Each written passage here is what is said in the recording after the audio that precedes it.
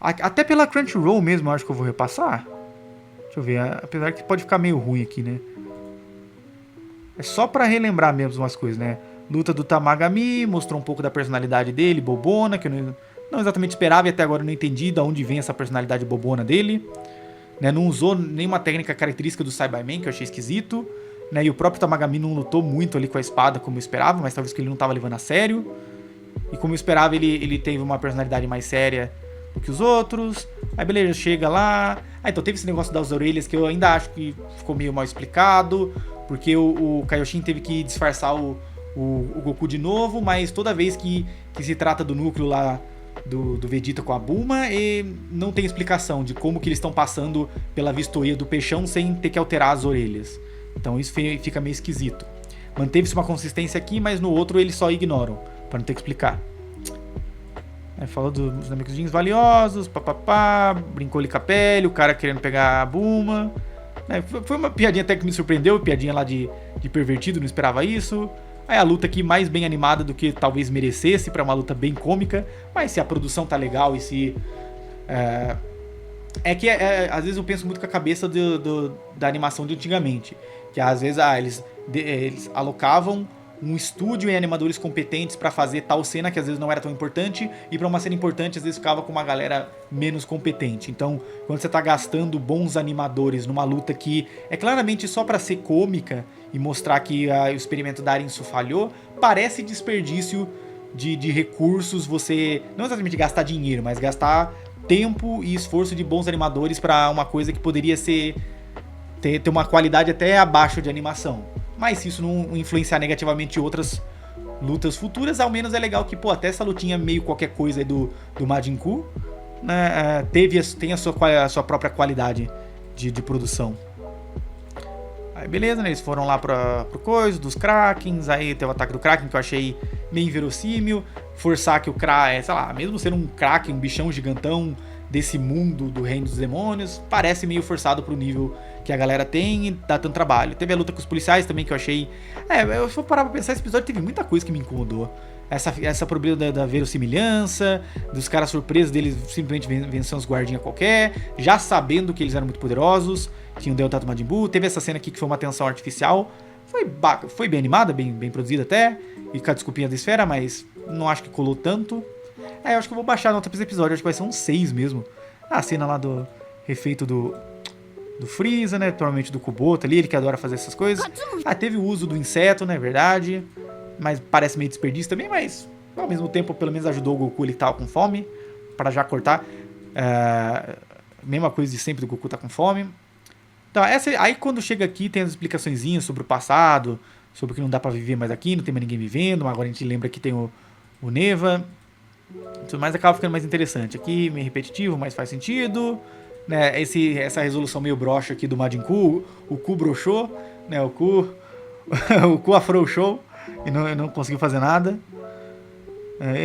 O Ku da Arinsu não foi de nada, né? A gente esperava muito mais do Ku que a Arinsu criou. Mas foi isso. Acho que é um episódio bem 6 mesmo. As informações aqui são interessantes, mas também entregada de maneira meio artificial. Tem muitas habilidades, por isso eles eram considerados valiosos, né? Tem até uma parte que ele citou os reis demônios, né? Cadê? Os reis supremos dos demônios sempre foram egoístas. Quando ele citou isso, eu fiquei imaginando vários Piccolos Daimao, digamos assim, né? Daimao de grandes reis demônios, né? Mas eu acho que tá aí, pegando depois o que ele tava querendo dizer, ele quis dizer lá de toda a família do Daburá lá, o Aburá, e até o outro lá que parecia até um avô do Aburá, talvez o pai do Aburá. Essas informaçõezinhas foram interessantes, né? E aí então, há muito tempo o rei supremo dos demônios daquela época queria expandir o reino, né? Que é o tal do Raimus. Talvez tenha algum trocadilho ali com o nome dele que eu não peguei, a gente tem que investigar mais depois. Ele tinha uma cauda, né? Curioso isso. E o chifre. Então, apesar de ele lembrar, ele tem umas características um pouco diferentes. Ele mandou que o poderoso Super Majin Raimus criasse o universo. É isso que eu tava lembrando. O Rei Supremo dos Demônios daquela época queria expandir o reino. Ou seja, existia um Rei Supremo. E aí ele mandou que o Super Majin Raimus, né? Existe o Super Saiyajin, o Super Namek Zedin, agora a gente tem o Super Majin. né, criasse o universo. E aí, pelo menos, né, a criação do universo. A maior autoridade do universo. O cara tem um olhinho ali, talvez aquele olhinho dos negócios indianos. O cabelinho característico. Né, a cara do Zeno, ele parece muito, talvez, um antepassado do Zeno, apesar de ser estranho imaginar os Zenos nascendo, talvez, de uma descendência assim mais normal, como pai e filho e tudo mais. Mas pode ser que tenha alguma coisa a ver. Opa! React Mix se inscreveu com o Prime. Valeu aí, React Mix, pelo apoio. Estamos em 6 e 10 agora, hein? Se a galera quiser ajudar aí mais com os subs. Vale lembrar, né? O sub você corta propaganda, tem emoji exclusivo. Se você quiser, pode entrar em contato lá e que eu te coloco no nosso grupo secreto. Tem uma série de coisas, além de ajudar o canal, né? Então agradeço todo mundo.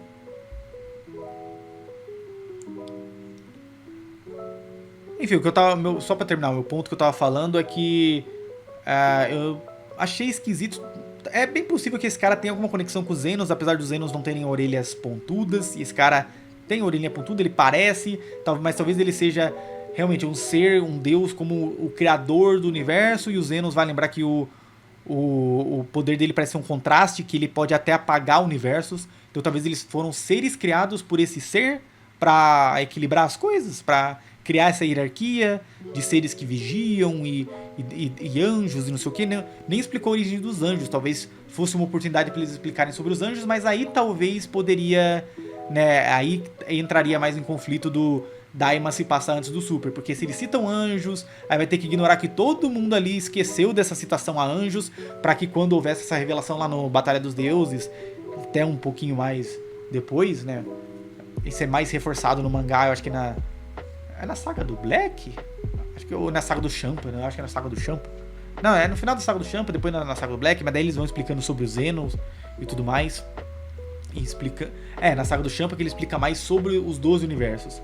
Então talvez ele não aproveitou essa oportunidade para explicar sobre os anjos, porque aí entraria demais em conflito com o Super. E ao que tudo dá a entender, esse episódio ao menos mostra que ainda parece haver essa conexão. O Daima ele não tá ignorando tudo do Super. Ele mostrou ali os Kaioshins que só haviam aparecido no Super. Então, claro, ainda existe também uma brecha pra vamos ignorar o Super ali, vamos aproveitar elementos do Super para criar uma nova linha temporal, digamos assim, pro Daima, né? Uma nova linha de histórias. Então, coisas a se pensar. Apesar de eu achar que foi um episódio meio nota 6, tem muita coisa que me incomodou, pelo menos essas coisinhas de lore que jogou aqui e ali dá muito conteúdo pra gente pensar a respeito, discutir, né, estudar novamente as coisas que a gente teve antes, né, lembrar de tudo, pensar, ver se tá agregando positivamente, tá explicando coisas que a gente sempre quis saber e nunca foram explicadas, ou tá entrando em conflito, será que gerou mais alguma incoerência, será que foi retcon? Ainda tem muita coisa a se pensar. De cabeça aqui, eu não sei se tem alguma incoerência, mas no mínimo é curioso, né? E eu não duvido que esse cara seja um antepassado mesmo do Zenon, ou às vezes até uma espécie de criador que criou os Zenons como esses seres que tem o poder de destruir tudo o que é considerado inútil. Aí fala, vários universos foram criados, e vale lembrar que ele não falou exatamente 18, às vezes tinha até muito mais. Mas deixa eu ver aqui, ó, se não mostra, né, como se cada galáxia aqui parece que fosse um universo. 3, 6, 9, parece tipo 12 no máximo aqui. Então, e também a própria forma dessas coisas que também é meio esquisita, baseado no cosmos que a gente já sabia de Dragon Ball, e muitos Majins começaram a se mudar para esses universos. E mostra as naves, né, todas bem parecidas com a nave do Shin, a nave dos Namekusins. Faz sentido. Deixa eu tirar uma coisa aqui. Raimus escolheu um número seleto de Glinds, né? E talvez explica por que só tinha um de cada. Mas é que é engraçado, porque ao mesmo tempo ele mostra isso.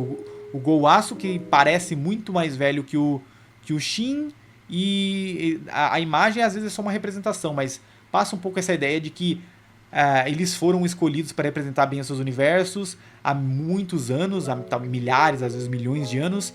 Mas vai lembrar que a gente tinha lá o Kaioshin mais antigão, né, que se fundiu com a bruxa, e tinha vários Kaioshins de vários setores do norte, sul, leste e oeste, e isso a gente não vê nos outros universos, e acabou não sendo explicado, não tocaram nisso. Então tem uns pontinhos ali ainda que a gente tem essa curiosidade, mas nem o Daima tá entregando pra gente. Talvez porque eles não pensaram muito a fundo, não quiseram criar mais designs a respeito, não sei. Nos enviou para monitorar os universos como Supremo Senhor Skylo. Não explica tanto. Explica, mas não explica muito. Então todos os seres do universo são descendentes do Majin. Essa descendentes do Majin, não exatamente do Makai. Ela fala Makai e traduzir errado. Não, Majin mesmo. Dos Majins, talvez. Que é importante também. Ela fala: terráqueos e Saiyajins nasceram depois que seu universo são criados. Então talvez é uma das informações mais importantes do Daima, que já quebra aquela teoria que falava que os Saiyajins iam estar ligados também ao Makai, iam ser Majins, até porque os Ozarus tinham orelha pontuda, né? Tem ainda, né, quem consegue se transformar em Ozaru, mas acho que agora não tem ninguém que consegue se transformar em Ozaru. Então, talvez o Ozaru fosse a representação antiga dos Saiyajins antes de eles evoluírem e perderem esse traço característico genético deles das orelhas pontudas, mas ao que tudo leva a crer aqui, não. Eles já ignoraram isso e falaram: não tem nada a ver. Né? Que já quebra a teoria de muita gente, até aquela galera lá, tipo o Jordan do Twitter, que uma galera tá ligado, que sempre teoriza que os Saiyajins estão intrinsecamente ligados aos demônios da cultura japonesa ou chinesa, porque os demônios podem ter uma miríade de significados e não sei o que lá. Aparentemente o Daima já mandou essa galera catar coquinho, não tem nada a ver, né? Eles são seres que foram que nasceram depois que o universo foi criado, assim como os terráqueos. Tá, deixa eu tirar o áudio aqui. Muitos ancestrais Glins se mudaram para um planeta próximo a Raimus. Tá, mas ele não fala exatamente tanta coisa, né? Na época viajar era livremente pra Abura é um antecessor, então é daí que a partir do Abura o bagulho começa a pegar. Temia por seu meio. E aí ele que limitou o Warp Samar.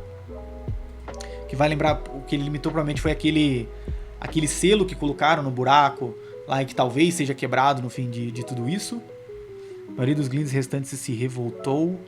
Não é isso que ele fala. O que é bom? Você ainda estava no Reino dos Demônios? Ele estava. A maioria se revoltou contra os métodos cruéis do Abra e fugiu para o universo exterior. Fui escolhido como Supremo Senhor Kaiô depois disso. É isso que é foda. Tipo, ele... Mas e o Kaioshin mais ancião, né? O Ro Kaioshin? Só se for, tipo, ele já era um Kaioshin, né? Porque isso aí já passou-se muito tempo, né? Desde a criação. Então tipo, houve a criação do universo, houve a escolha dos Kaioshins, aí provavelmente teve aquele Kaioshin mais ancião que depois foi selado na Espada Z, e aí nessa época do Aburaki houve essa revolta, que aí pouco depois disso o Shin virou o Kaioshin e continua até atualmente porque os outros morreram. Aí explica novamente, né? Mas isso é interessante, que fala... Ele fala: acabamos emigrando. O quê? Me volta direito. Isso que é foda de voltar, né? Migrando pro... Não, sim. Tá, então os Glins vão acabar entrando em extinção. Tá, essa é outra informação importante. Tipo, essa partinha final aqui é que traz as coisas mais interessantes do episódio. Boa parte dele, pra mim, foi meio sem graça, / inverossímil, / incoerente. Mas aí quando chega nessas informações de lore que pelo menos eu me importo mais, é claro que não que seja mais importante do que a dinâmica dos personagens, a interação entre eles, como eles amadurecem, se tornam mais amigos e tudo mais. Mas essas informações de lore, pra alguém que gosta de aprender mais sobre a criação do universo Dragon Ball, é a parte que acaba mais me interessando no Daima, mesmo quando o episódio é mais fraco. Aí aqui tudo bem, voltou ao normal. Então, mas essa coisa do Kaioshin também, ao mesmo tempo, eu fico me perguntando se faz sentido, se tá desconsiderando outras informações, seja de entrevista, seja do próprio Super, onde os como é que fala? Os Kaiôs lá, tipo os Zamasu. Porque isso que é foda. Todos os Kaiôs, antigamente, eles pareciam aquelas baratonas, né? Tinha anteninha, eram gordinhos. Né? Ele tinha aquele... Apesar que nem todos eram gordinhos, tinha um outro um pouquinho mais alto, mas eles tinham aquele aspecto mais de um insetão, né? E os óculos escuros e tudo mais. Eles tinham características próprias. Quando veio o Super, já mudou pra... tá vendo esse Zamasu aí que já parece muito o Shin? Né, que é um Kaioshin. Então, na verdade, ele é um Kaiô e ele tá em treinamento pra ser um Kaioshin. Então, não sei, aí depois a gente sabe que o Kibutoshin parece um discípulo de Kaioshin, o Trunks se tornou temporariamente discípulo de Kaioshin, então você precisa ser um Glind pra se tornar um Kaioshin ou não precisa? Né, fica meio esquisito. Aqui às vezes parece voltar nessa ideia de, não, precisa ser, porque, pô, os Glinds estão em extinção, então talvez todos os Kaioshins vão pro saco, não sei o quê, né, não sei. Tá meio esquisito, tá? Entregou algumas informações, mas não explica outras. Esse que é foda, ele entrega pela metade. Talvez porque explicar tudo isso ia ficar bem mais complicado, né? Dá pra ver o improviso do Toriyama levou a vários furinhos aqui e ali que é difícil de remendar depois.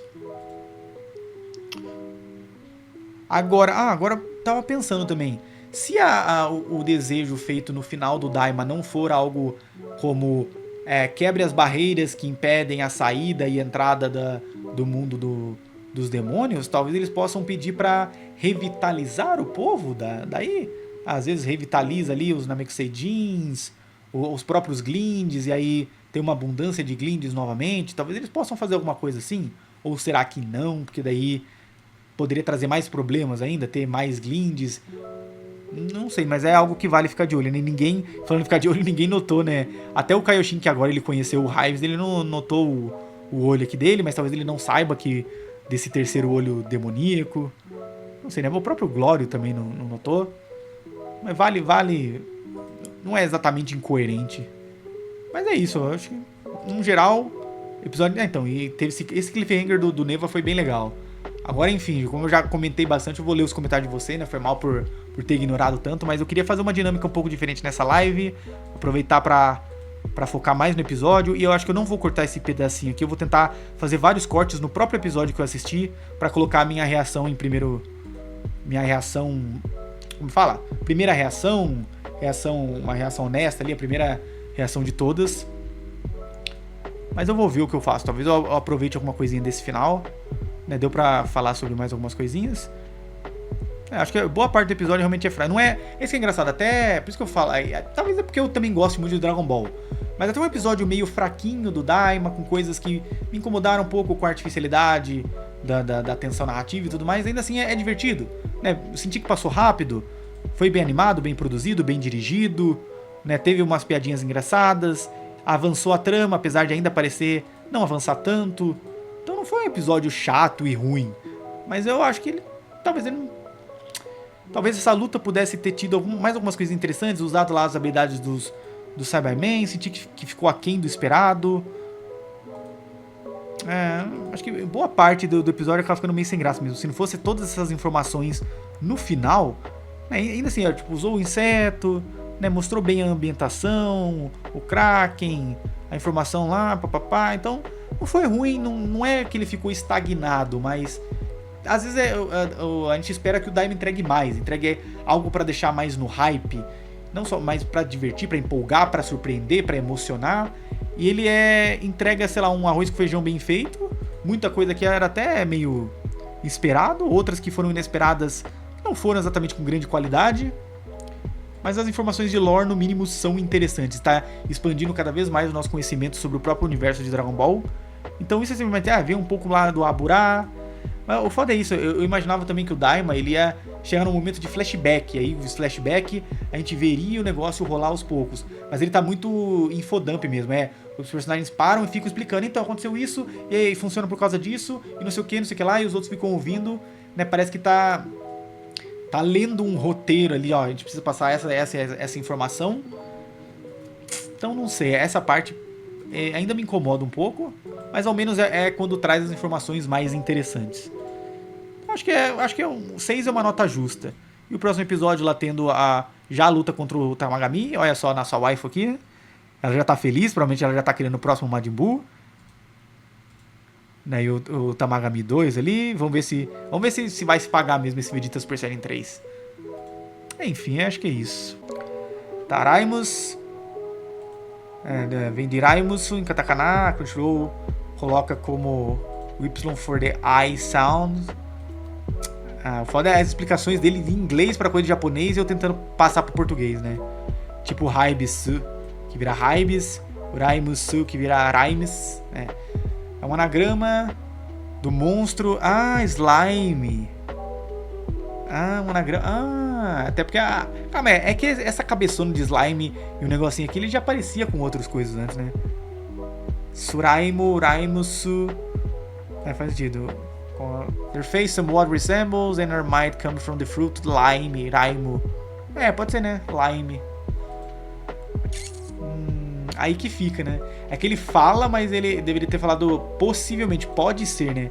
Porque a gente não tem nada oficial, né, por enquanto, para as coisas. Mas pode ter sido uma espécie de homenagem barra referência a Dragon Quest.